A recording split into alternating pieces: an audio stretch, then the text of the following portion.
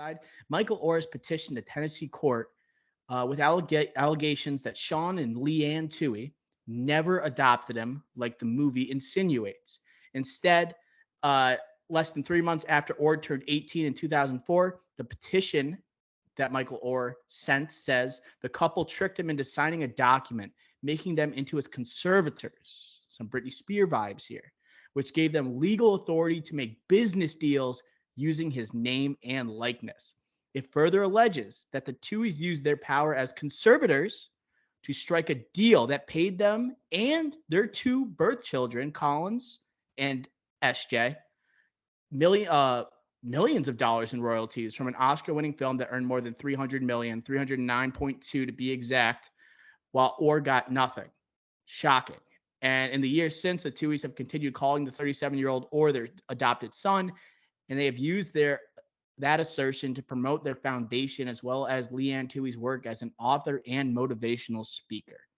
Ricky Flicks, my first question to you, after this petition has been sent and it has made the internet waves, does this controversy between Oher and the Tuohy family leave a tainted legacy on the blind side?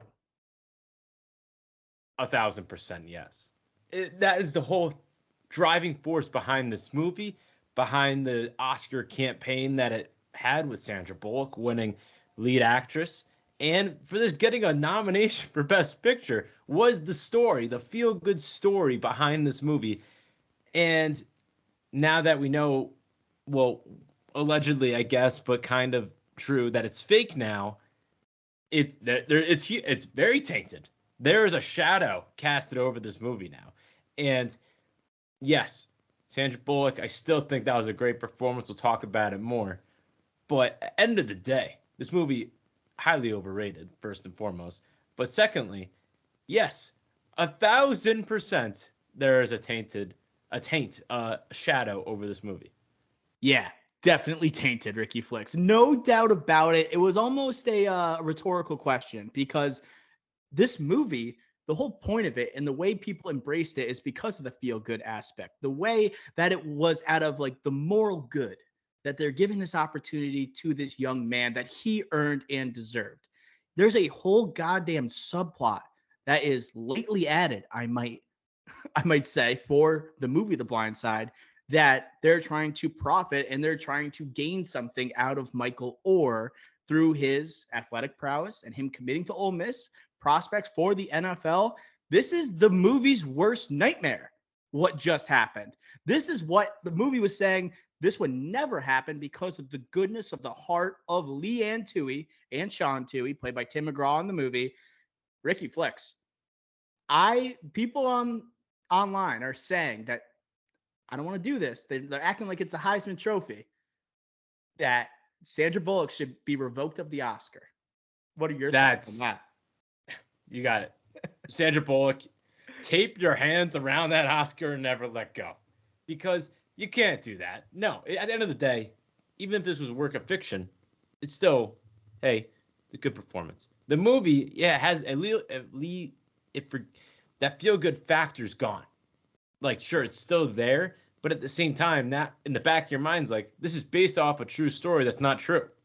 So if it was a work of complete fiction, then okay, sure, this is fine. But the fact that they used this story to drive to the Oscars, yes, I see people saying, okay, Sandra Bullock, give it back. End of the day, she did the work. She did it. This is like Reggie Bush. You did the work. Yes, maybe there were some payments. Maybe you did get some extra money.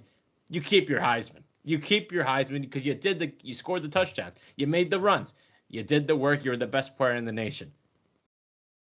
Take your hands to this Oscar. Let me argue for the crazy people on the internet, Ben, because I have no trouble doing so.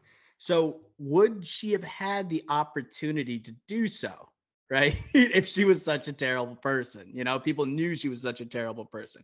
Honestly, you had to wait for the movie to come out for her to really take advantage, and the family of the Tuohys to take advantage of Michael Oher. And this is just a petition to the district courts of Tennessee. This seems like a very personal issue with the family. Like, it feels like we are being exposed to a lot of conflict internally that's happening between Michael Oher and the Tuohys.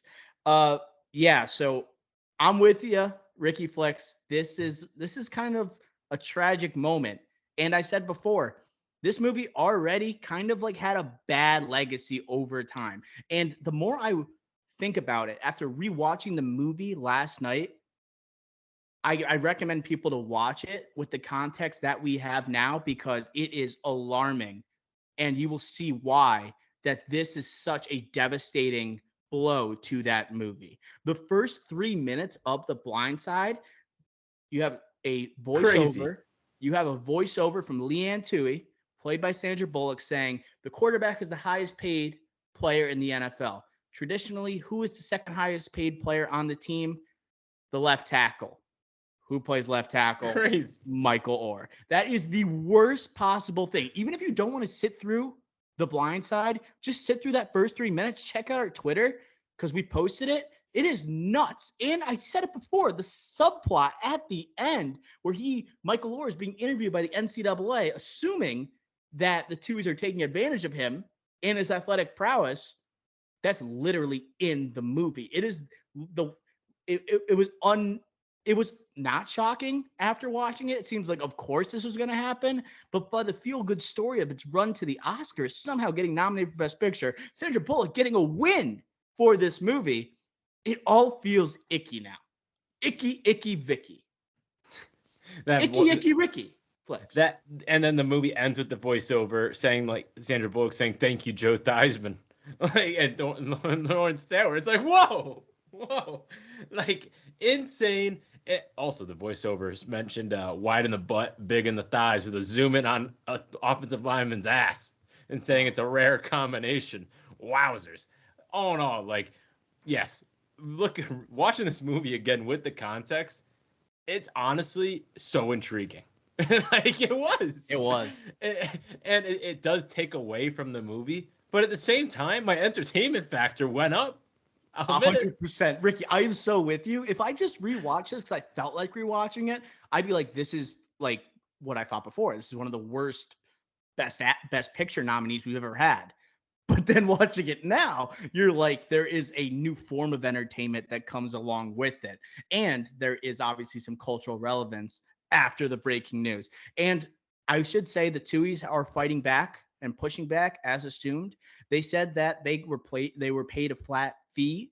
I think it was like $250,000 for each of their kids for the movie, and then 2% of the profits made from Warner Brothers.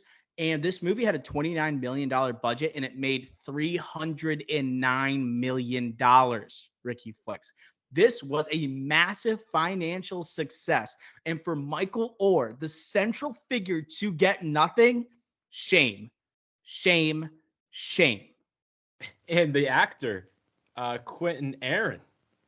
What happened to this actor after this role? He's been gone. And he probably got none of the proceeds from this box office percentage. The actor and also the real life Michael Oher. Did Quentin Aaron like come forward saying that he got nothing? I haven't seen a lot, but this is the only role that's notable on his filmography. I would say, Ricky Flex, he didn't deserve any percentage of this goddamn movie. Sandra Bullock carried this thing on her goddamn back. She was Dame Lillard on the Trailblazers. She was Mike Trout on the Los Angeles Angels of Anaheim. We'll get into it with the review. But this movie, looking back, if I didn't have that context that we have now, I would have been like, this is a waste of a throwback. A waste of a throwback, like, review? Yeah, it's just like, why are we talking about this movie again? But I think it's going to be much more of an entertaining conversation.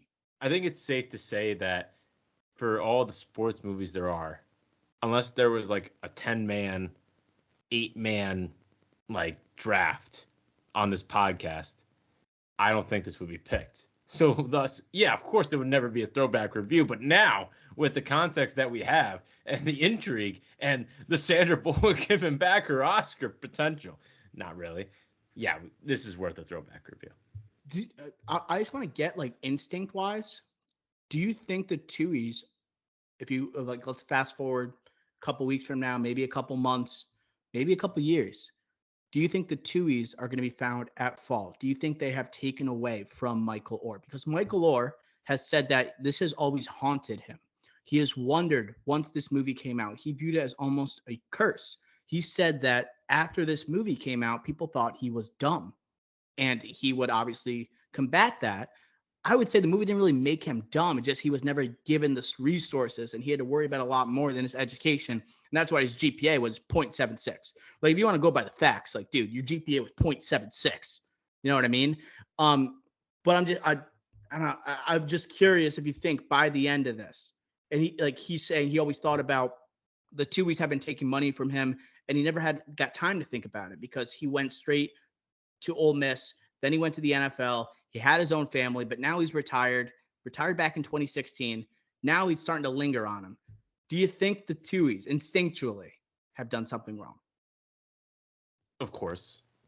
Because looking at the clues here, they only took him in to make money off him. That's what it looks like on paper right now. Like, maybe if you're trying to play devil's advocate and say, oh, you go on the Tuohy side for a second, you would say, oh, they brought him in, and then initially, because of their Christian heart, their Southern hospitality, that's what they were doing. And then potentially they didn't realize they could make money off him until, oh, he can go to Ole Miss. Oh, he can help our alma mater. Oh, he can go to the NFL, and we could make money on a potential movie deal. Like, you could spin it to kind of give him the benefit of the doubt at the start, but not at the end. The end, if this is true, where they made him sign this, where he's not actually their adopted son, but the conservatorship, that is bad. There's no way around it. Ricky, in the movie, I don't know if they ever mentioned the word adoption. That's what I was looking for. I don't know if they ever used it. And there is a specific moment where Leanne Tuohy is with Sean Tuohy in their bedroom. Sean Tuohy, played by Tim McGraw, is brushing his teeth, and they say he's turning 18 in a couple months anyways. And I don't know if I went back and I looked for the word adoption, I think it was strategically not used in the movie. They literally bring up the idea of him turning 18 in a couple months. Yes, but I'll throw a challenge, devil's advocate. So I wrote that down, saying like, oh. I was waiting for it. Big clue. But then when they sit him down at the table, they asked to adopt him or adopt him. I'm pretty sure they used the A word. I thought they said, do you want to be in our family? And I thought and then he's like, and this is like the shroud. This is what makes the movie more interesting now. This is what we're talking about. That's what makes it a throwback review. The specific language in the film. What did they actually say? Because maybe they were hopping around a little bit. But it's more about the actual person. Like, Michael Oher thought he was adopted for all these years, and it turns out to be a conservatorship. That word, to be a conservator, that's tough to say. You immediately think Britney Spears, and people have a negative connotation immediately. And you think about using the likeness for royalties, right? To benefit financially. It just sounds bad before you hear anything else. So the reason why I still think in the movie I think adopted was used, and I think it was used because Sandra Bullock, Leanne Tuohy, goes to that, like, the state-run operation to become a legal guardian. They use that language. Yes, whatever it is. And then it says, I want to adopt him. And then she goes through all the hurdles, to try to find out more about the background, the birth certificate, where the mom is, get her approval to adopt him and things like that. You'll always be your mama, like stuff like that. But, like, looking back on it now, it's like, holy crap. What if she went through all this trouble just so one day she can get the payout? Yeah. And they already are rich. Clearly, they're boosters for Ole Miss. You got to be rich. That's the argument for them. Like, why would they try to benefit financially from this if they are already extremely wealthy? Always more money. And I was watching the Tim McGraw character, too. Agreed. And the Tim McGraw character mentioned, like, when the excess food, he's like, I wish we could sell it. It's like greed. Yeah. Greed. And you would assume, like, because they're so charitable, allowing him to stay in their home, that he would say we should give it to those who are starving. A Christian family goes to a Christian school. How Christian are these people? Right. How does SJ look at all this? Come on. SJ, questionable. Actually, on this rewatch, annoying. Whoa, I wouldn't go that far. No. We'll get to it though. We'll get to it. But okay, all in all, this is why it's interesting rewatching it. And like I had more fun rewatching this than probably my prior rewatch.